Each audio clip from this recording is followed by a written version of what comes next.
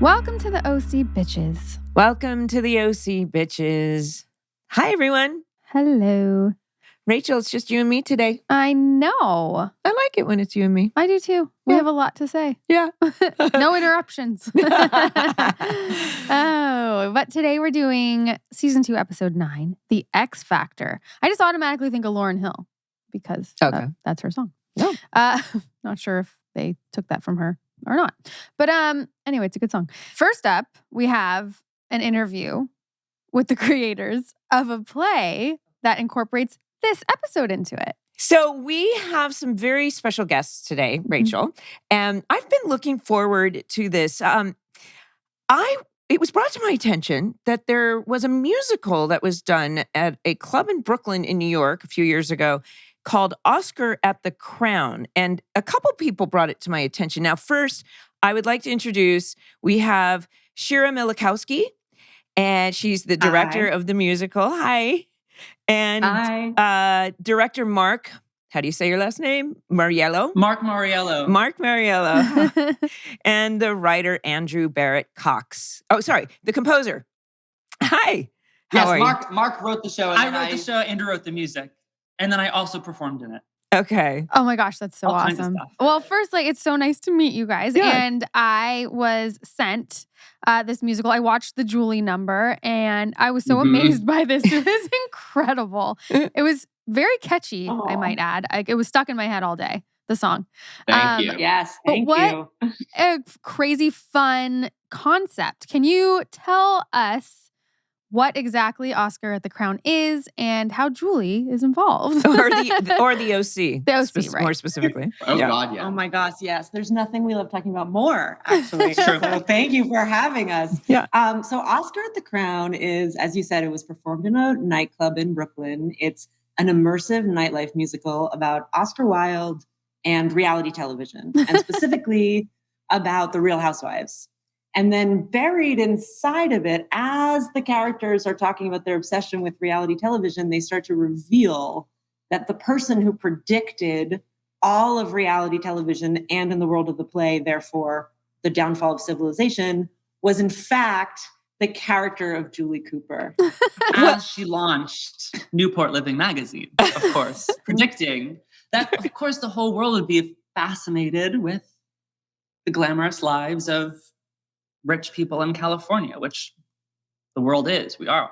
So yeah, inside the show, there's this conspiracy theory that essentially says that we had Julie Cooper. She was this proto-housewife, incredible character. And then we had the Real Housewives of the OC, or the Real Housewives of Orange County, which was the first one. And so when culturally we went from this like fictional television character, Julie Cooper, to these fictionalized but real people, but still television characters, the Real Housewives of OC. That was the ball that started rolling that led to Twitter and social media and the metaverse and totally losing our handle on reality and fantasy and who we are and who we're trying to pretend ourselves that we are. It all goes back to Julie. Well, and I couldn't help but, well, first of all, if it's actually Julie, let's actually call Julie is really Josh Schwartz, because he's because he would like to take responsibility for the housewives. He believes he should be owed a little bit of compensation for that for that series. Sure. I don't disagree. I mean, it's there, yes. And so it goes on from there that that was the first switch that happened that then catapulted the whole world into kind of a cataclysm. And our show takes place years in the future after society has begun to crumble. Anyone who is in any way an other or different or queer is exiled from society. And our show takes place in a hidden bunker outside underground where all these cast-offs from society have survived their exile and are just living life, dancing, singing, and watching the OC. As one does. Yeah, Yeah, absolutely. and every time the name Julie is said, she's the prophet, so everybody drops on one knee. Is that it or something? Yes, what you couldn't see in the video is there is a big poster of Julie on the side of the stage. It's this. And it looks like I was going to say, Mark has made a t-shirt out of it. Yeah, a shirt with Julie Cooper's face on it. This is my opening night gift to the whole company. Everyone got no way. And also, when you say that she predicts reality television, but ultimately, is it not what is real? Social media really isn't technically real. It's almost like we're in this matrix world. And I guess what you're suggesting is that because of Twitter, because of Instagram, that everyone can be a celebrity or have their 15 minutes or this extended, everyone is someone. And I think we've actually kind of explored that a little bit. We were talking about that with McGee about how, when we were doing the OC, it was still kind of you're on a television show. Maybe you get to do some interviews, you're in some magazines or something, but now anybody can be anything on social media. Yes. And right. And that used to be reserved for like the Oscar Wildes or the celebrities of the world. But because of social media and because of cell phones, that kind of access to that ability to like create a second persona or avatar version of yourself became democratized. Right. And so that therein is the connection between Oscar Wilde and Julie Cooper and the Real Housewives and Twitter. It's all part of the same. If that wasn't obvious. All part of the same thing. Yeah. Then you just go to the show and you also can just dance and drink and be in a nightclub and have a good time. Because Andrew's music's incredible. Yes. It really was. I mean, I wanted to be there. I wanted to be having a good time with you guys. It's really so fun. And how long did it run? So it ran in Brooklyn. We did a production in like January of that year. And then it was running really through September. Uh-huh. This was 2019. So we were slated to go. The big plan was we were headed to the Edinburgh Theatre Festival in August 2020. So Yep. And we're still we're in like waiting mode where we think a UK production will come soon. So my cool. plan is like travel the country. I think we could come to a nightclub, travel the world, but certainly like come to a nightclub anywhere in the United States. We could plop down and do this show. And the point is that like, if you love musical theater, you come and you see a play. If you love nightlife, you come and you dance all night. And what was amazing in Brooklyn was that the people who were like nightlife people, they left and they were like, I saw a play tonight. And then the people who were theater goers were like, I went to a club. So everybody got a different experience than they were expecting. It is so reminiscent of, I'm not the first person to say this, of Rocky Horror. And the life that took on, right? And how you go to a theater at midnight. And I kind of imagine that you guys have taken it an even higher, different step, and it's that much more immersive. And I can't wait to see it one day. I hope to see it and in real life. Yeah, absolutely. You are both on the list any night, anywhere. You get champagne. You'll get great. I want that shirt. Of honor. I got some. I'll send you some. Oh my gosh, we should wear it. I want a summer shirt. You want a shirt? That'd be funny. I'll find you one. Yeah, I just think it's just really cool that you guys, I'm sure you spent a lot of time putting this together and just the craft and creativity that goes into something like this. I just really commend you on that because I'm a huge musical theater nerd. I'm obsessed with musical theater. Oh, really? So I'd be more that person than the nightclub person because I like to be at home. But yeah. Same. Oh yeah. Just sing. Of course. I'm just home singing. Everyone go check out. Well, can they watch the whole thing? I know I watched the 9-minute Julie number on YouTube. Can you watch the whole thing on YouTube now? Not yet. I mean, it's really difficult to typically when you're able to shoot a Broadway show that's in a proscenium, you can kind of get a similar experience as if you were sitting in a theater. But to film an immersive club show it's very difficult to be like, all right, this is kind of the experience.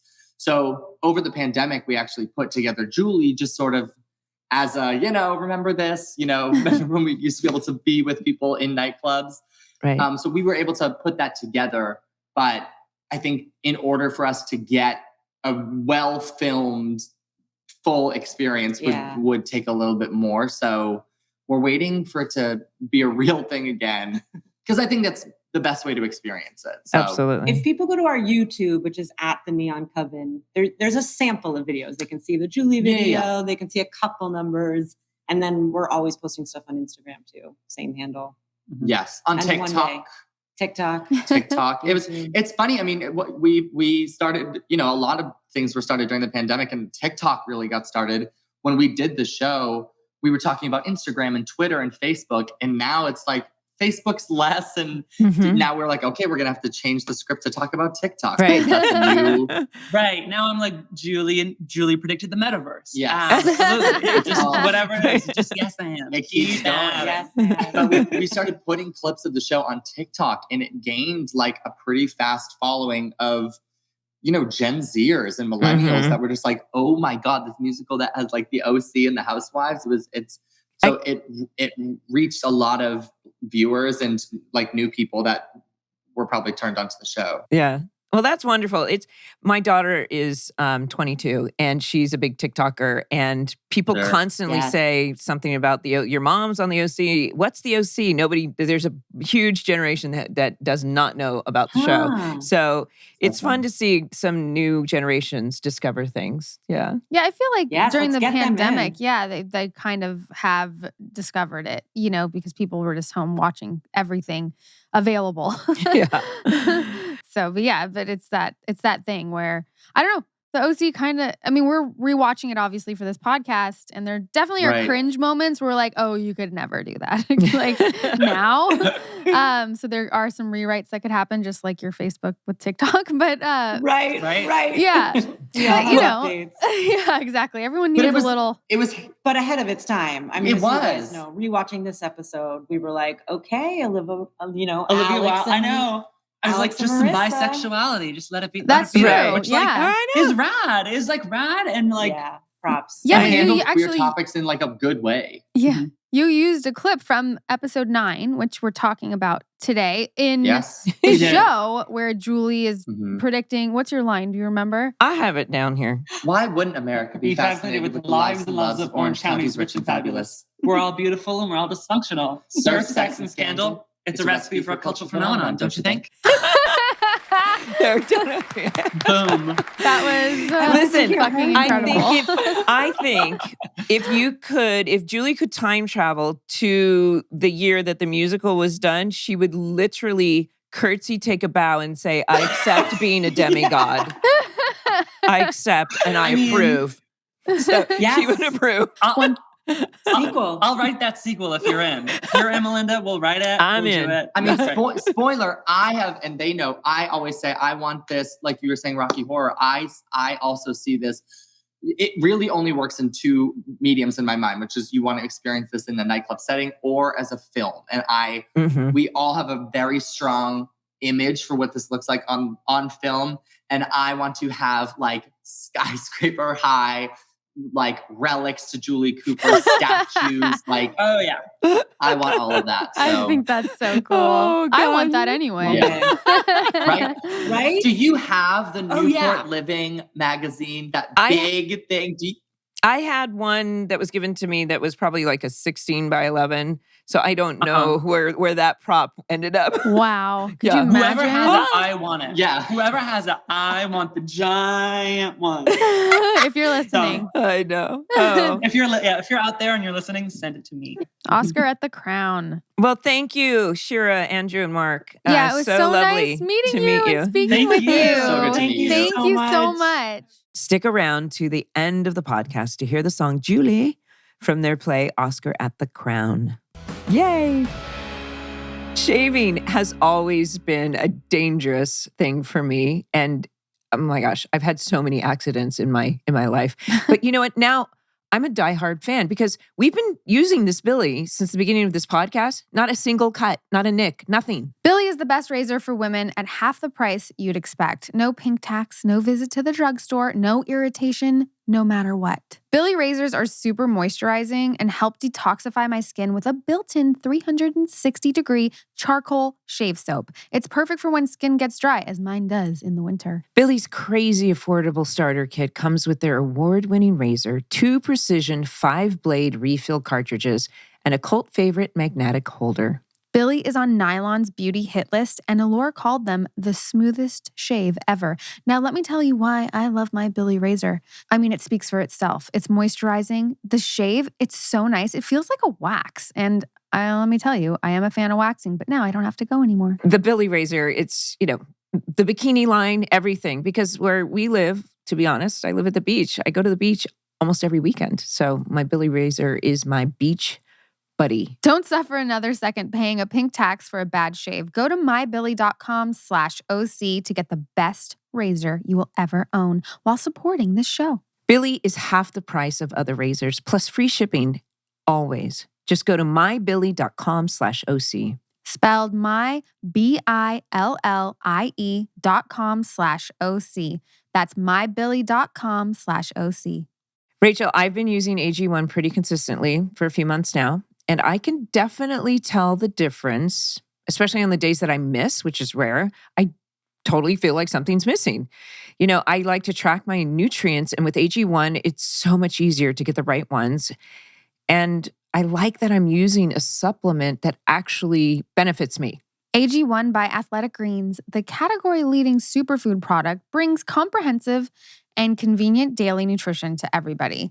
Keeping up with the research, knowing what to do, and taking a bunch of pills and capsules is hard on the stomach and hard to keep up with. To help each of us be at our best, they simplify the path to better nutrition by giving you the one thing with all the best things. Yeah, this is perfect for me because I like to cheat in every aspect of my life. And just being able to have this and get everything I need, and it's so simple, I don't think I'd be doing it otherwise. I'd be very not well. And this is really cool. As the research changes, so does AG1. While most nutritional products that come to market never evolve, Athletic Greens continues to obsessively improve AG1 based on the latest research, producing 53 improvements over the last decade. They invest in the most absorbable and natural source of each ingredient and go above and beyond in third-party testing to ensure their customers continue to receive the highest quality and best daily nutritional habits on the planet. Join the movement of athletes, lifeleads, moms, dads, rookies, first-timers, and everyone in between taking ownership of their daily health. To make it easy, Athletic Greens is going to give you an immune-supporting free 1-year supply of vitamin D and 5 free travel packs with your first purchase if you visit athleticgreens.com/theOC today. Again, simply visit athleticgreens.com/theOC to take control of your health and give AG1 a try. The X-Factor. The X-Factor. It could be so simple, but you'd rather make it hard. Okay, sorry, I can't quote Lauryn Hill. I'll get in trouble. Alex's ex is in town, which sends Seth into a tizzy, and even more so when Ryan reveals her ex is a girl. Lindsay, Marissa, and Summer want to break from guy drama and go for a girls' night out. Seth, Ryan, and Zach aim to have a boys' night, and they even so. What do? They end up crashing girls' night at the bait shop. Julie has an unconventional idea to help the Newport Group's image. Oh! Whew, got through that. Okay. It's early. Is it? No. I'm just giving you an out. This one was directed by Michael Fresco. I'd love to talk to Michael. Yeah. He did so many wonderful episodes. Written by the lovely J.J. Philbin. And the original air date, January 20th, 2005. Hello? It's January 20th. Well, this keeps happening. Is this going to continue to happen? So, okay, guys, let's get into the episode. Let's do it. Let's get into the episode. I really like this one. And this is a particularly good opening. I don't know about you, but I was salivating. I literally have Thai food on the calendar for date night because Kirsten orders enough for an army. And every single one of those sounded so good. I'd have to agree. What's your go-to order with Thai food? I found a place up in Ventura that does a tom yum rice. Ooh. And it's almost like a Thai risotto, like creamy rice with all kinds of flavors. Yeah. That sounds really good. Yeah. And I also love I love Vietnamese spring rolls too, that kind of, yeah. Yeah, she does a very hefty order, Kirsten, for everyone. Everyone interjects and they put their order in for what they want, as it goes. But with 3 men in the house, they can usually, I'm sure, it always gets eaten, those leftovers. Well, they're good leftovers. Yeah. But Sandy suggests, because they have so much food. Oh, right. That's why. Yeah. Yes. Inviting the girls over. Yeah, that Ryan and Seth should invite their significant others. Right. And so I guess Sandy has, after the anniversary song, he's Team Alex now, obviously. Yeah. Because he says, go ahead. Yeah. And Lindsay's busy with therapy with mom. Lindsay, who's also part of their family, which is very, very, complex. So Seth goes to invite Alex to dinner. And what does Seth learn? Well, she's very nervous. We haven't seen Alex nervous at this point. Yeah, she's like, what are you doing here? You're not supposed to be here. Mm-hmm. And she's kind of like violently hammering the staple gun and putting posters up on the wall. And Seth is there to invite her to dinner. So she learns that her ex is in town. And he also learns that maybe it's not really her ex because they never really broke up. Now, that is an interesting thing. So he goes down to invite her finally to meet the family because literally his dad and it was flat out said, can you leave my son alone? It's ruining my relationship. And now he's got the green light to bring her over for family dinner. Right. And I'd love to do this, but guess what? My ex, who might not be an ex. So poor Seth, the worst person on the planet to be given this news, is instantly like, what? If you were dating someone and all of a sudden they have an ex that they haven't officially broken up, I'd be upset. Yeah. Would you? Yeah. No, he's entitled to be like, what the F? I think. It was funny in this scene I noticed when Seth is leaving, above him is the exit sign lit up, but all you see is X, EX. Wonder if it was on purpose. I wonder if he did that, if the director did that on purpose or if it was coincidental. But the whole time when it's on Seth, all you see is X above him. I have a feeling that was on purpose. But then, of course, as he leaves, I thought Seth, he took it okay. Now, inside of his mind, he's screaming. We know he's instantly spiraling, probably. Yep, instantly spiraling. I think Seth invented the spiral. Yeah. He is one big spiral, one big hamster on a wheel, constantly. But at the end of that scene, the ex comes out and it's revealed to be of the female persuasion. Yes. And yes, with the lovely actress Emmanuelle Chriqui. Yes. So, she was my stepdaughter on Entourage. But anyway, a little side note. I love her. So, but and it's interesting. Of course, they've done some same-sex things, but I remember on television up at that point. But Fox, Josh has indicated that Fox was always they're always a little, cautious about these storylines. Mm-hmm. So, but it's very good that they're doing this. The diversity that we lack on the show, at least we're trying to do something at this point. Yeah, I think, yes, it was good that they went this route. So speaking of spiraling. Yes. They're at school when now. They're at school, Seth is completely spiraling. But you know what? Just to live in his brain, the way he's literally... Now, we all know that there are moments in our lives where something happens and we can make up stories, but most of us can say, you're being silly, move on. Mm-hmm. But he verbalizes what's going on in his brain. To live in his brain for even a day would be so stressful. I feel like that's me in real life. Yeah. It's not fun or easy. Well, and our brains sync up realities and then you think it's real. Right. And it's just not. It's not. No, It's Seth. Basically, Seth is my brain.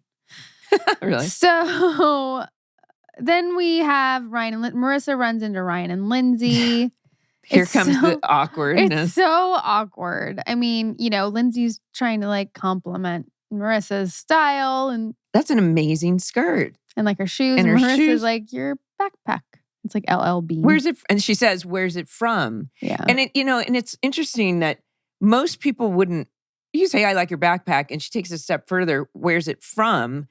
Because I think, and there's no judgment. It's just, if Marissa's grown up with a mom like Julie Cooper and they live in Newport and she has Chanel and I mean, Julie's always saying Chanel and Valentino and Manolo and she's pushed all those brands on her. So it seemed normal to ask her where it's from. Right. And, we're setting up this awkwardness. There's a blooper of the season 2 bloopers, the little shot of Misha's feet of the shoes.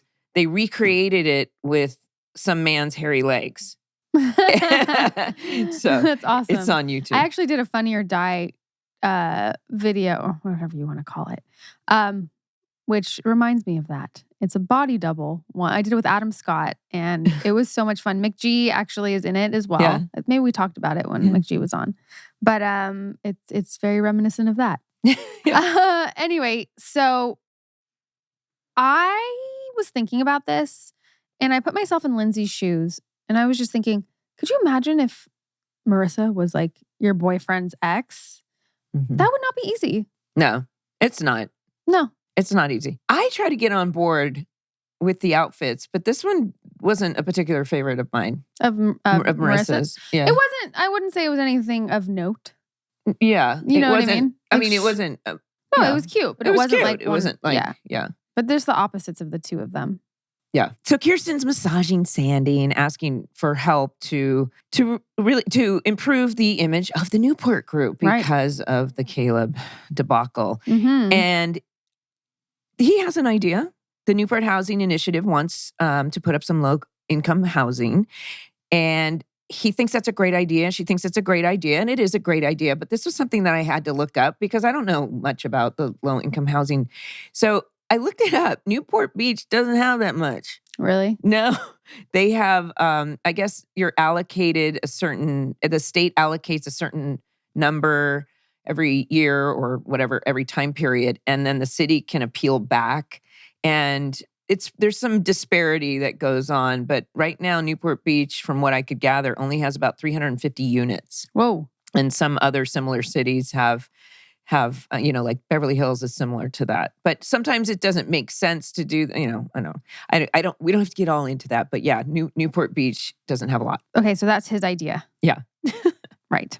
Let's go back to school in the lounge. Zach brings Summer a cupcake for their 6-month anniversary. It's so cute, though. Am I about to get whacked?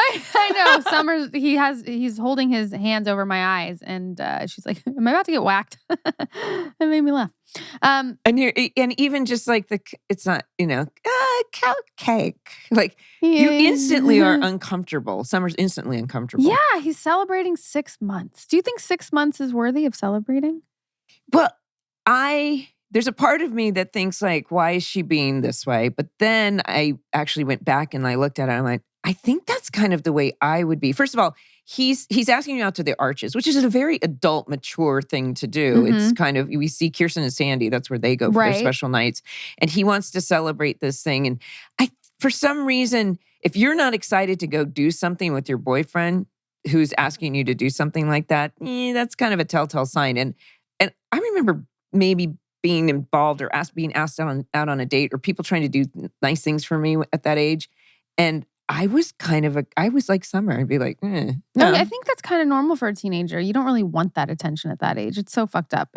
It's kind of awkward and weird. Yeah, it's awkward and weird. But clearly this is showing Summer is very uncomfortable. But then it cuts to, and what did you say? She says, I'm fasting for a colonoscopy. Do you think she really said that? Yeah. Absolutely. Why do you need a colonoscopy when you're a teenager? I don't think that's the question. It was the only thing she could think of to get out of dinner. She said it in all seriousness. Oh, yeah, for sure she said it. That's what I love about Summer. But then they decide to have a girls' night. After reminiscing and about being younger and not having to deal with boys. And then they talk about what they're going to watch, which they mention Full House and Step by Step. Now, growing up, those were big shows for me. There was a thing on Friday nights called TGIF, and all these shows would air on Friday. Full House, Step by Step, Family Matters, like that whole grouping of shows. And I would stay home on Friday night and be so excited for TGIF. At what age? I don't know. 25. No. Maybe 6th grade, maybe 4th grade. I don't know. Something like that. Flowers are sweet, but she'd prefer to sleep. Let me tell you. Show you care by giving your Valentine the gift of better sleep and wellness from cbdistillery.com. Seriously, with all that's gone on in the world these last couple of years, a special Valentine's Day assortment of CBD products is an exceptionally thoughtful gift. I think so. Yeah. The potential health benefits of CBD are impressive. From better sleep to less worry and more calm. I can't think of a better Valentine's Day gift. And with over 2 million customers, CBD Distillery is a source to trust for safe, effective, and natural CBD products. And you never need a prescription at cbdistillery.com. I'm all for the health benefits of CBD. And whether it's for stress or sleep or even, your pets, Yeah. Your pets can use it too. CBD Distillery has high quality products and they taste good. I'm a huge fan of CBD. And like you said, for pets, I give it, my dog's a little crazy, so I try to give it to her all the time. But I love using it. Like the oils, it really calms me down. Show your Valentine how thoughtful you are and how much you care with a sweet gift assortment of CBD products from cbdistillery.com. And be sure to use promo code LOVE for 20% off. Again, that's promo code LOVE at cbdistillery.com. Rachel, I love my smile. I love your smile. I like your smile. While I don't love all the toxic ingredients in most dental care products, they're not good for my health or my teeth. I want the best for my oral health. Products made with natural ingredients that help my smile, not harm it. That's why I use Lumino. Lumino makes toothpaste, mouthwash, and whitening products that actually help your oral health instead of hurting it. They use purposeful and uncompromising ingredients like sea salt, aloe, and coconut oils to clean and brighten your smile. Plus, everything they make is certified non-toxic. You won't find harsh bleaches, artificial dyes, or alcohol in any of Lumino's products.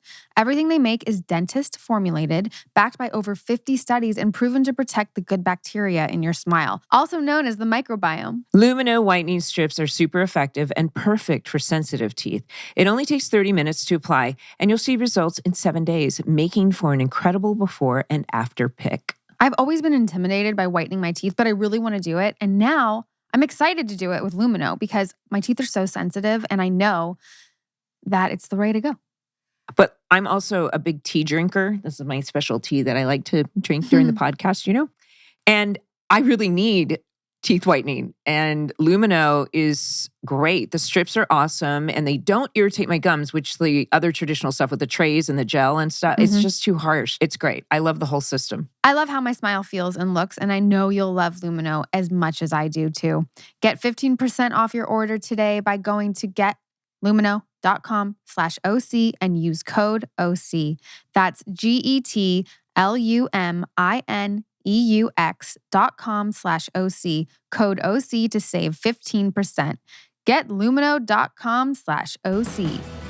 So we are in the Newport Group, and I remember there are certain times I remember reading this script and I get giddy because I get so excited about doing certain scenes. And Kelly and I were starting to have so much fun during our scenes, and this was one of them. And the dialogue is just classic Julie. So Kirsten shares, she says, Sandy has an idea to bring to the board. And Julie instantly says, she says, good news, Sandy has an idea. And Julie says, well, I have better news. I have a better idea than him. I mean, before even hearing it. Yeah. You haven't, She's like, you haven't yet. even heard it yet. I have a better idea than him. That's pretty Julie. Newport Living. And according to this musical, it's kind of the beginning. Well, I'm thinking it's kind of the beginning of the end of the world right now. I think they were right. Now, this brings up a good point. So in 2005, I think magazines were starting to go into somewhat of a decline. Do you remember how many magazines we'd read on set? Yeah. Like you and Nicole. I mean, you guys had like stacks of magazines. Yes. And we would share we them. We would tear outs. And did you? Nicole Chavez, who was, our costumer that we've spoken with, we would do tear outs of like fashion inspiration. Obviously, she went on to be a stylist.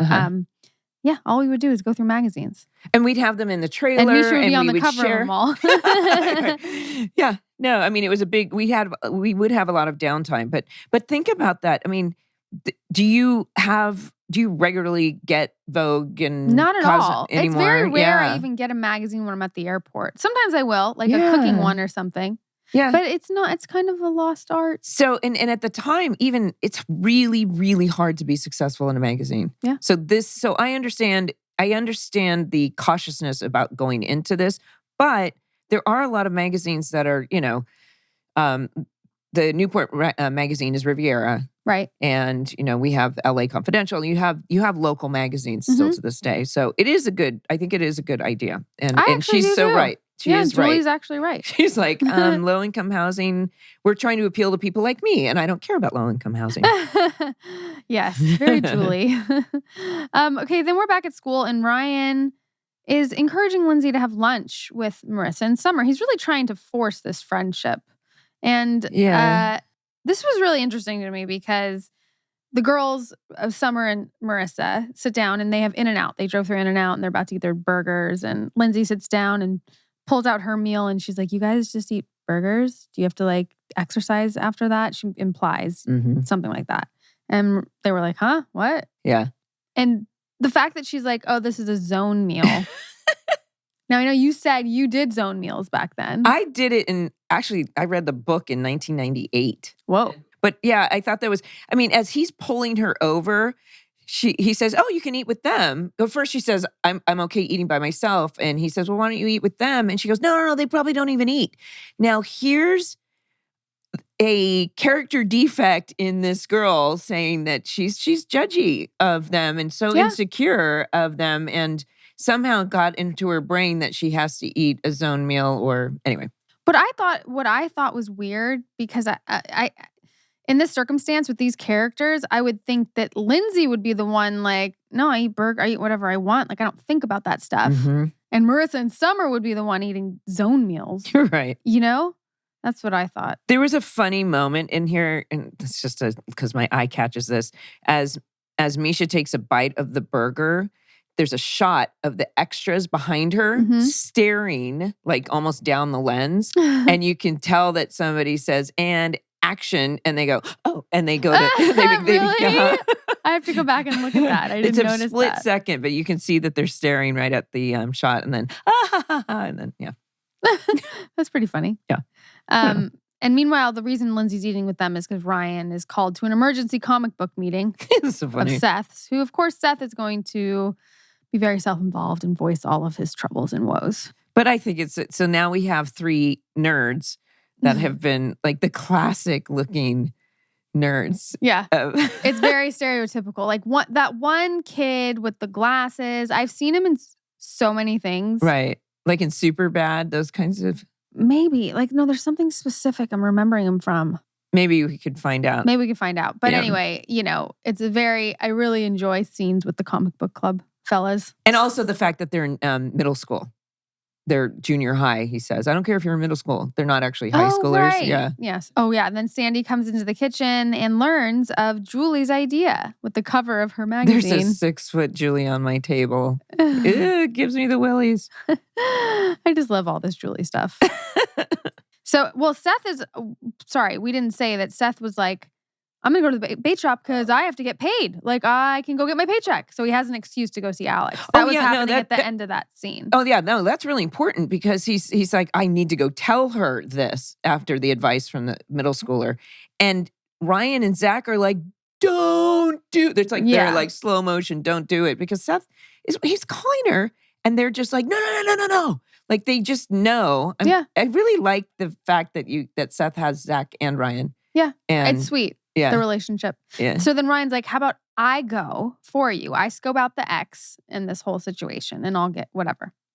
So that's why after that scene with Sandy looking at your magazine cover, Ryan goes to the bait shop. And who does he meet?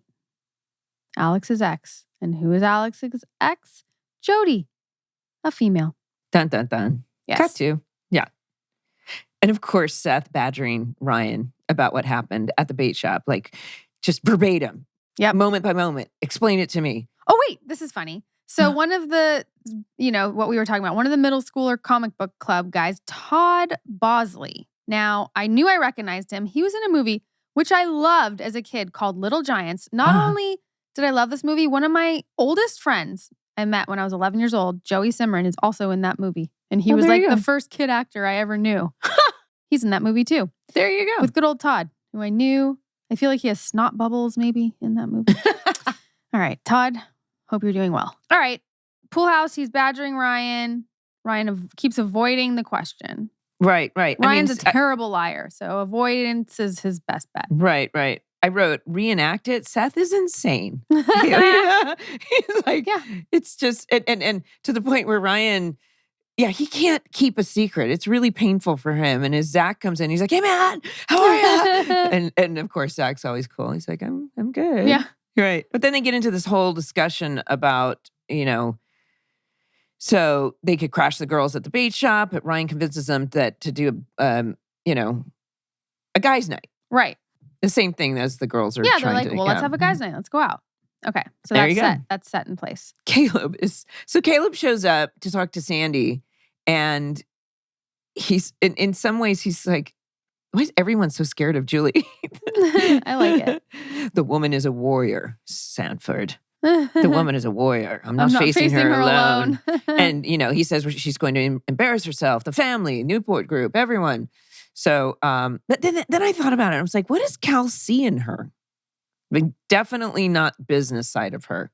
Well, he sees another side of her. In the bedroom. But we've just found out. She's like, oh yeah, that's romantic. Like she keeps telling Jimmy that it's not happening. Maybe it's just not happening that way, or just the way. Well, maybe it wasn't happening while Jimmy was around, but now Jimmy's in Maui, so yeah, things have changed. What? Yeah. Okay, so this scene where Ryan is in the car with Lindsay, he's taking Lindsay to Marissa's. This really got me, this scene. So, she brings up this dreaded conversation that I feel like every new girlfriend wants to approach, whether they do or not. She's been thinking about it a long time. Wanting to know about the ex. Yeah. I know I'm always asking questions. Like I definitely am the one that wants to know everything to a fault. But it's like, be careful what you ask for. Yeah, no, it's not good because so he tells the story how Ryan and Marissa met. And like my heart, man, I'm like. It did, put it this way, that scene did what it was supposed to. 1,000%. You're instantly and plus missing the score, the music in the background. I guess it's the Marissa and Ryan score. Probably. I didn't notice that at the time, but now I'm going to notice it. But that also like makes you want to feel a certain way. Well, and he does such a lovely job here. And he says, just the first night, didn't know if Kirsten was going to accept me. And I walked down to the driveway and there she was. And just that image of her in the pilot just pops in your head and you're like. She wasn't, and she was like no one I'd ever known before. Yeah. And then he's reliving. Right. And looks over, tell you. Yeah. Uh-oh. Yeah. Yeah. Like. It was very obvious that like you're like no Ryan and Marissa need to be together. Right. No, it was supposed to get the reaction of the audience saying exactly what we like Lindsay's never gonna win this thing in the audience's eyes, I think. Right. You know what I mean? That's kind of how it is though on shows, I feel like. So he drops her off at Marissa's. I remember this outfit vividly of Marissa's, that green, like that. Oh, it was a top. It was like a tunic top over dress jeans. Over jeans. Yeah, it was really pretty. Yeah. I love that color. And it's awkward. And Ryan's like, basically telling her to look after Lindsay. And what does Marissa do like instantly when it's awkward in her bedroom? Breaks out the flask. So it's an interesting thing. Like there are times when I guess they've never been really alone. So at first I was like, why is Marissa actually can be very, she's chair at school, of social chair. She can be very, very social. She doesn't seem to be an awkward person, but all of a sudden they're awkward together. And have you ever had that experience where it's just plain awkward? Absolutely. But I didn't know if I was buying it, but Lindsay's saying, oh, so this is where you live. Well, obviously. Yeah. This is where and then she breaks out the flask and so it's super awkward. Yeah. And they're you can feel the tension. You're like, please, Summer, just show up already. Right. And Lindsay looks she curled her hair. She looks really pretty. Yeah. Absolutely. I agree with that. And so the doorbell rings and Marissa goes to get Summer. And what does Lindsay notice? The only pictures in Marissa's room are of her and Ryan. Do you think Marissa did that on purpose? Well, so I'm thinking like there's no way that she wouldn't be aware of that. Or if she wasn't, the instant Lindsay walks in that room, that's the first thing like I would think of. Like, oh shit, I forgot to put those down. Or it's like, okay, so do you think, oh, I'm going to put this down because she's coming over, or I'm leaving it up because that's important to me? They're both a message. Yeah. Ballsy. And so Lindsay very smartly says, what am I doing here? So Seth is rallying the boys for a night out. Ryan suggests, where does he suggest? He's being funny, right? He's so gung-ho to go out, but and he says, we can go to LA. He names every place that they've been. Vegas, Tijuana, and LA. which have never turned out. No, we all know what very well. happens in all of those. But he's so gung-ho. And I know. When he says, you really want to stay in. Oh, you know what? Maybe it's because he wants the distraction of something to do because he says he wants Seth to play. is obsessing. Yeah. That makes sense. Yeah. And he says, you want to do video games? I so want to do video games. Yeah, they want to stay in and do video games.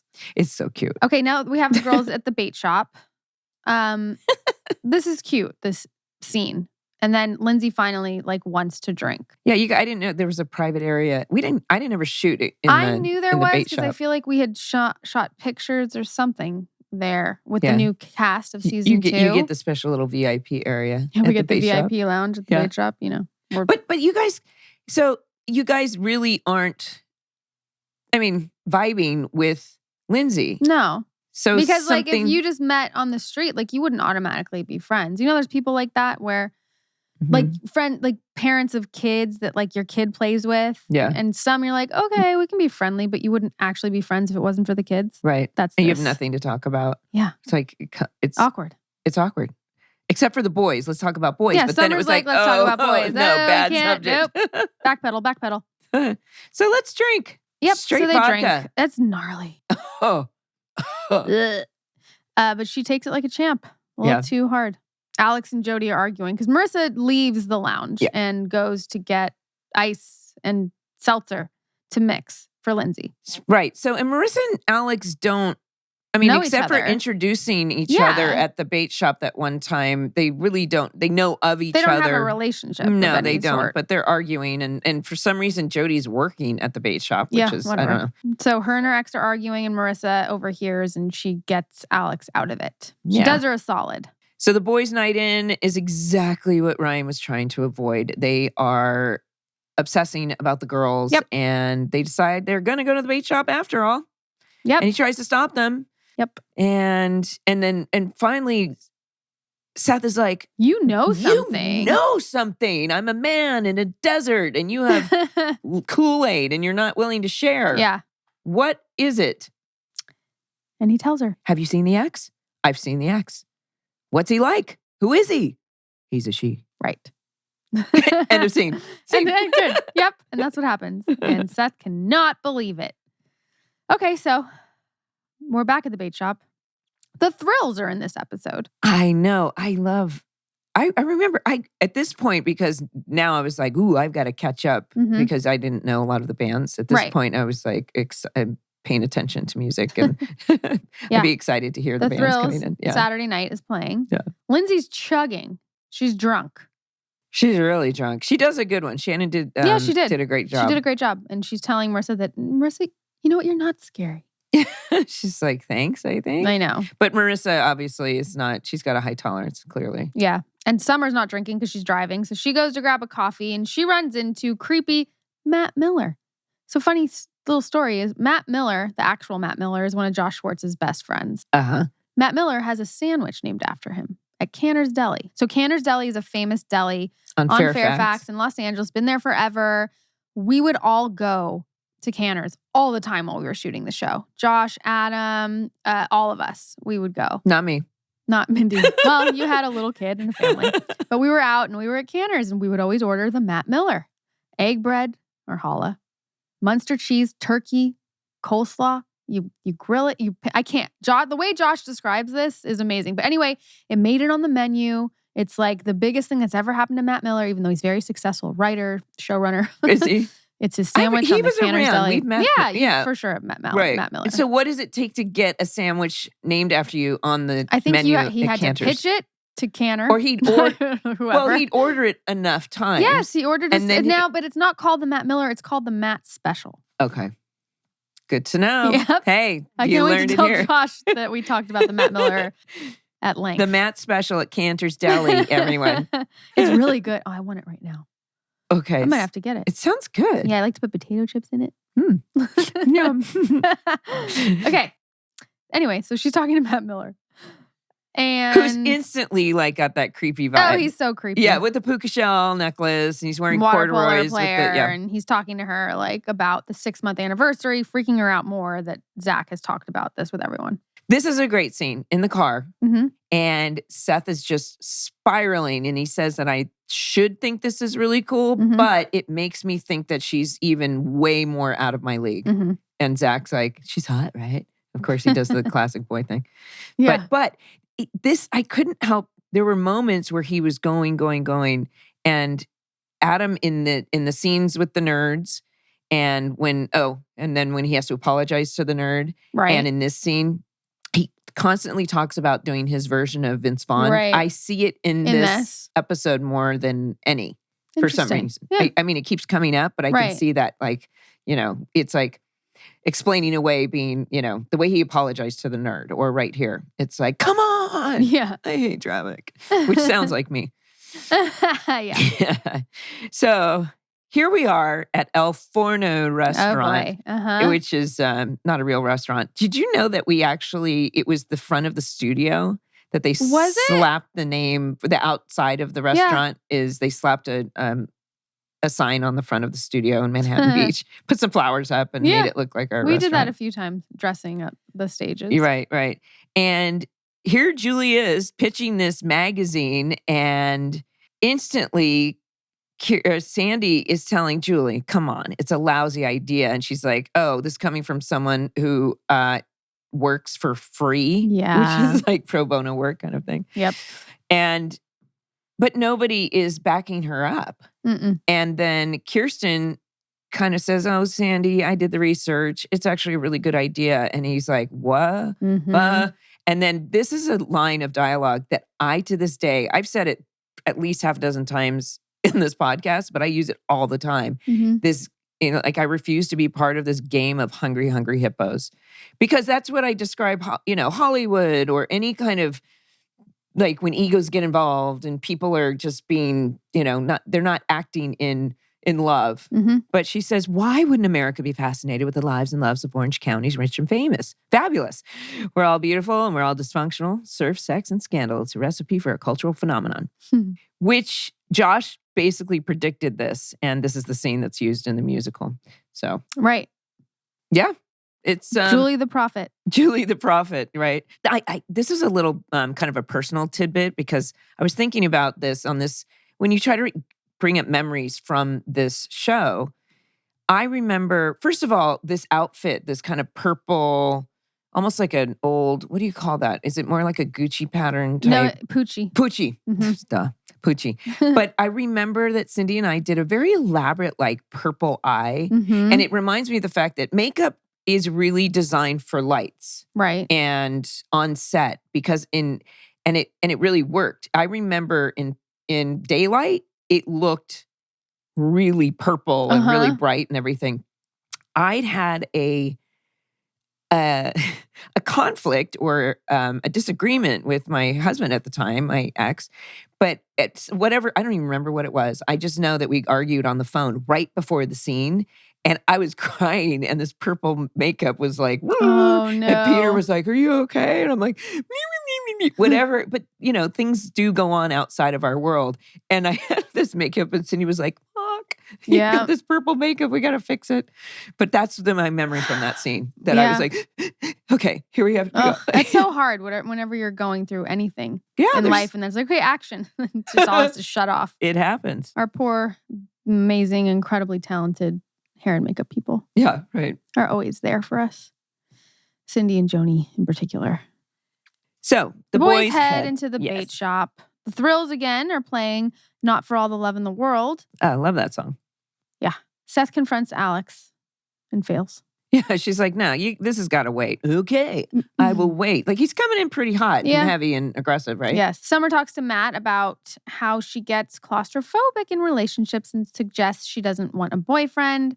Zach shows up and is angry that she's standing with Matt. I get that. It's like girls' night and you walk in, she's standing with a dude, not the best feeling. But she's not, she's just standing there. I know. Right? But he gets over it quickly. It's not like a big thing. But I get it.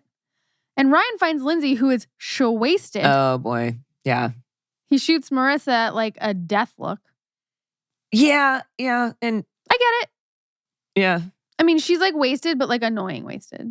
You know, it's funny though, when going out in high school always meant like California coolers and beer, and it always meant Boone's some Strawberry Hill was like.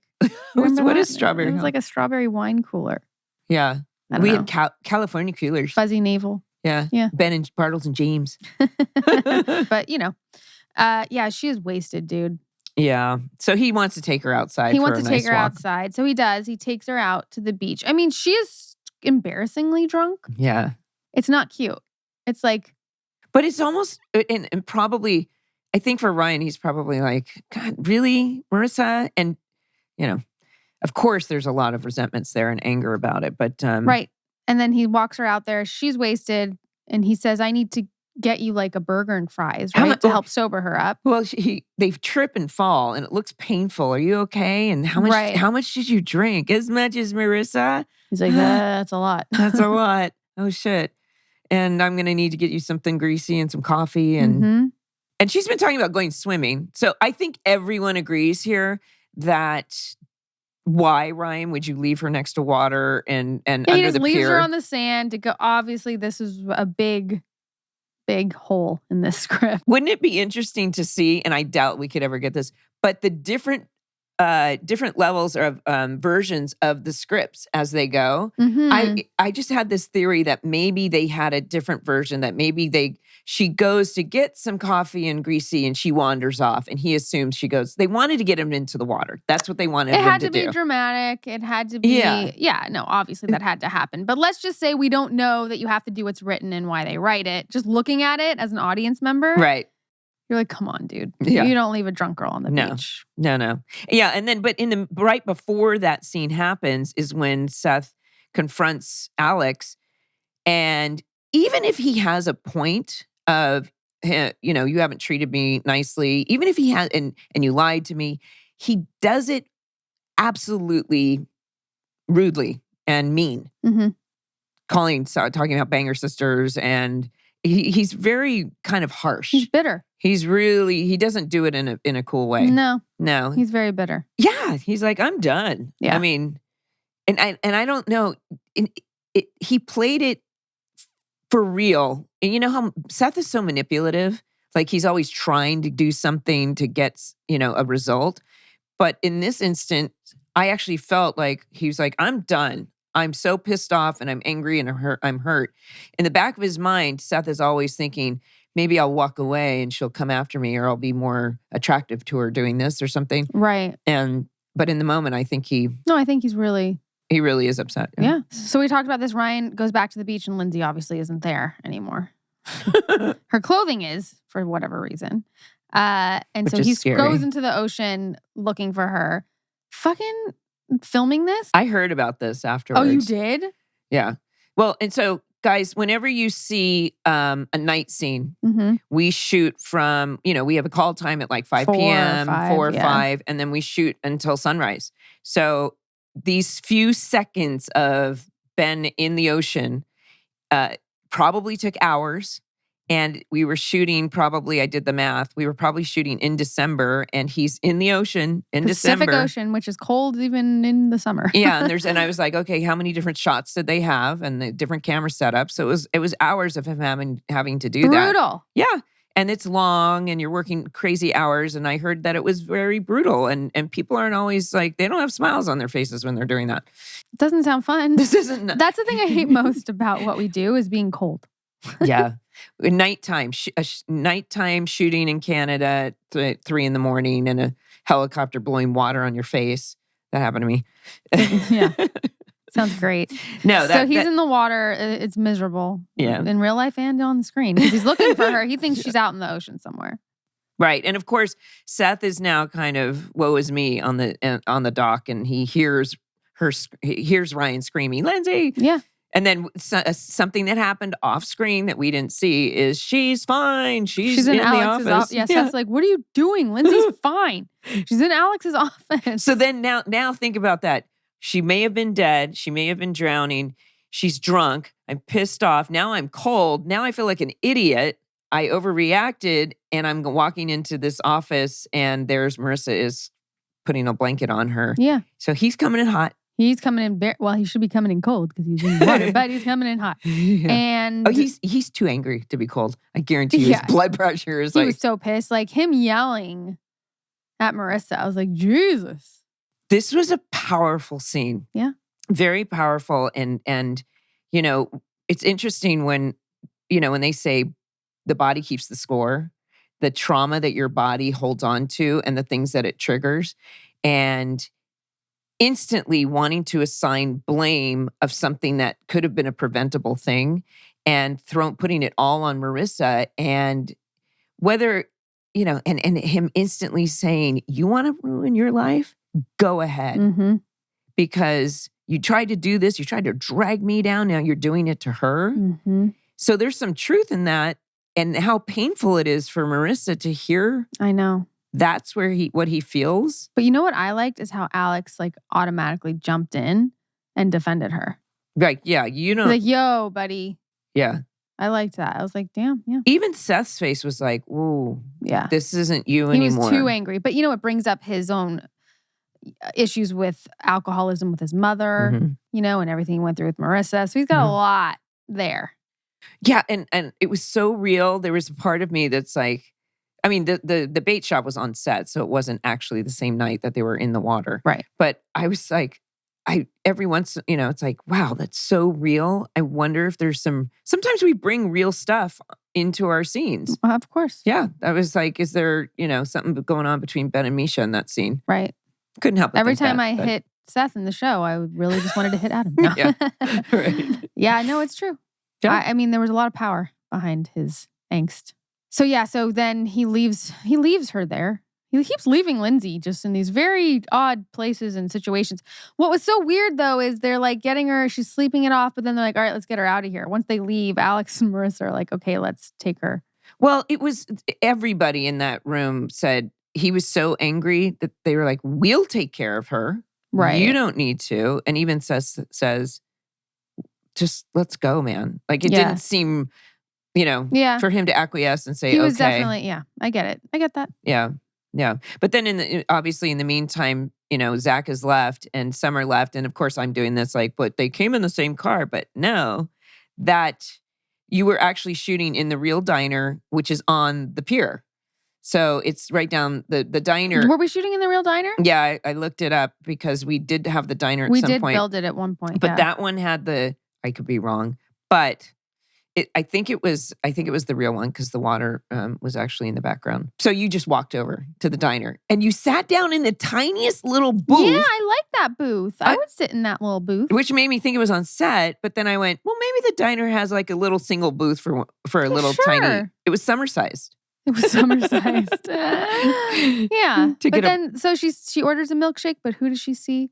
Zach already at a table with a milkshake. So they make up. It's a great scene. It's, you know, it's like this is where Summer is so aware of herself and why she does things. And she's talking about like, my only history in a relationship is cuckoo for Cocoa Puffs. And she equates it, the analogy is to a pack of wolves and wolves that piss everywhere and being in a relationship with Seth. Accurate. Yeah. I like that analogy. So this whole 6-month thing, she needs baby steps. She needs baby steps. And he's like, I'll forget the 1 year. When she says, if Zach's not right for me, nobody is. And the reason ultimately it doesn't feel she's having issues because she obviously still feels for Seth. Yes. But she's fighting it. Yeah. Because it doesn't.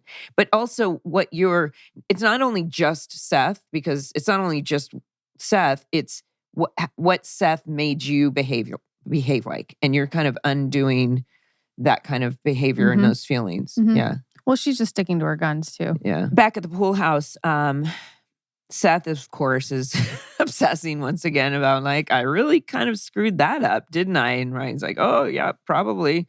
Oh, and then Ryan says, you know, I probably was a little hard on Marissa. You think? Yeah. Right? And Seth tells him he like pushed Lindsay too hard to be friends with Marissa. It's time to apologize, boys. Yeah. Yeah. Because it's like, Ryan, sometimes it's just like, you don't even know. And accepting when your friends that you trust tell you something, it's good to listen. Yeah. And or at the very least, it's smart to say, let me take a look at that and see if your observation is real. Mm-hmm. That's a smart thing to do. Yep. Agreed. All right. Ryan and Seth show up at Alex's. Ryan apologizes to Marissa. This is a lovely scene. It really is. They both made some really great choices. It was hard to watch, honestly, because I just want them together. Marissa admits that it's hard for her to get over their relationship. It's really sad, man. Yeah, and it really is true. They kind of got back together, and then he found out about DJ and broke it off with her. And so then she decided to stay with DJ, and then but I have a feeling that I don't know. I think she would have stayed with him. It always has been him. It always will be him. Absolutely. Yeah. Well, then of course Seth and Alex are outside, and Seth is now calmed down, and this is how you solve problems. Mm-hmm. You speak without emotion, You kind of matter of fact. Yep. Communicate. Wait until you're not angry, and say, so you guys getting back together? Mm-hmm. Are you not? What's going on? Mm-hmm. And then they just apologize to each other. Yeah.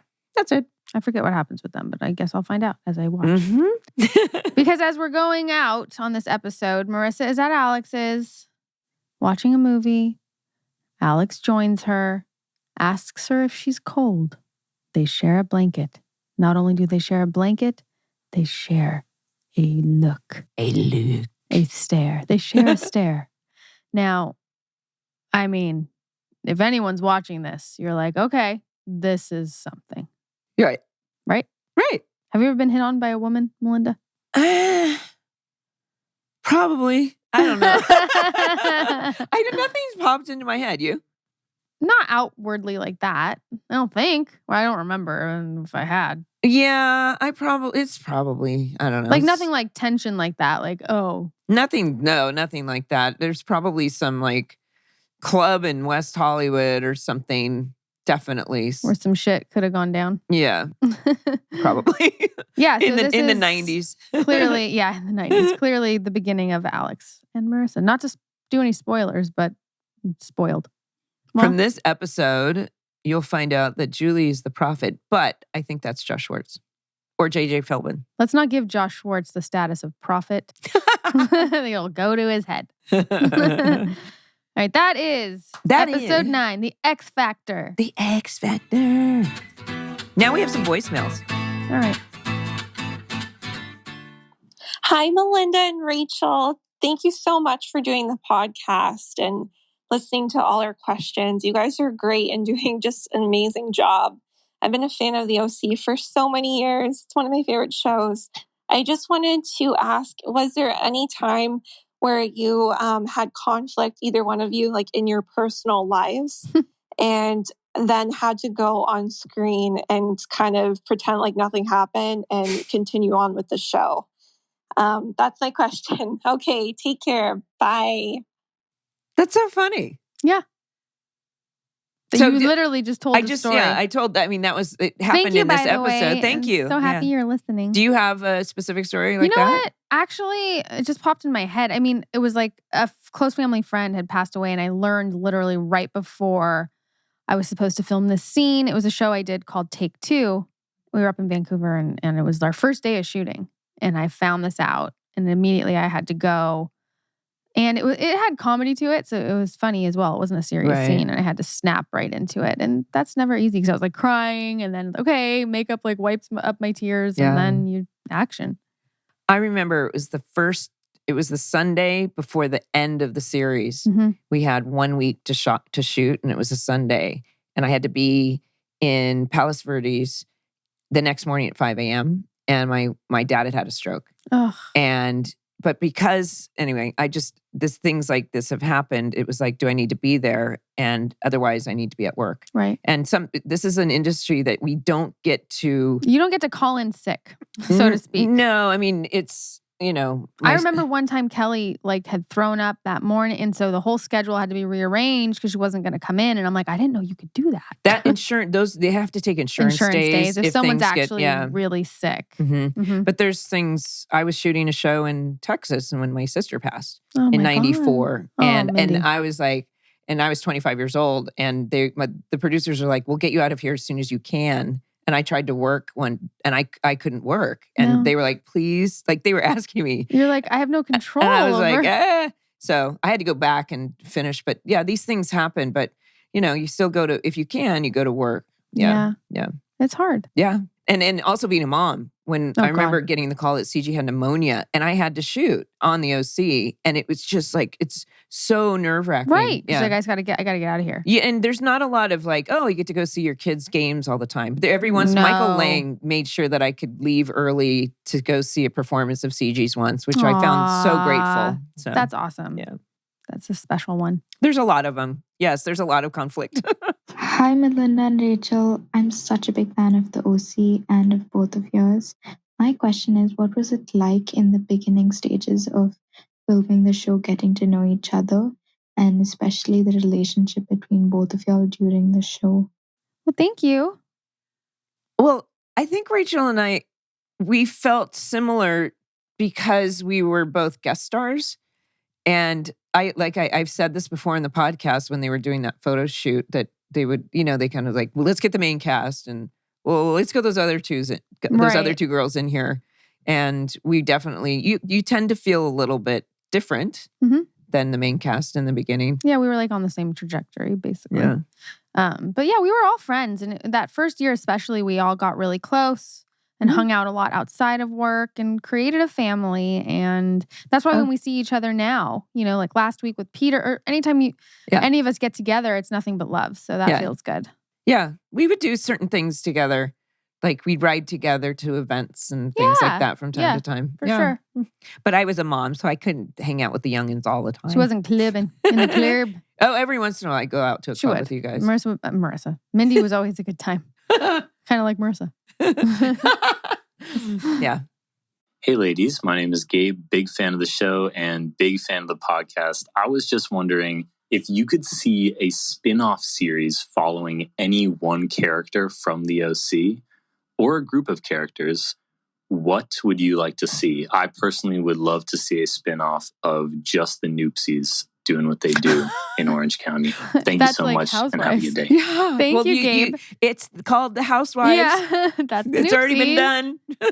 I mean, obviously, I'd like to follow Che. Chris Pratt's character in season 4. Yeah. That'd be a fun spinoff. Yeah. That'd be a funny spinoff. That would be funny. Actually, I want to know what Luke's up to. Oh, yeah, Luke. Yeah. Yeah. We should catch up with Luke. No, but Julie would obviously be the most entertaining. Probably. For sure. There we go.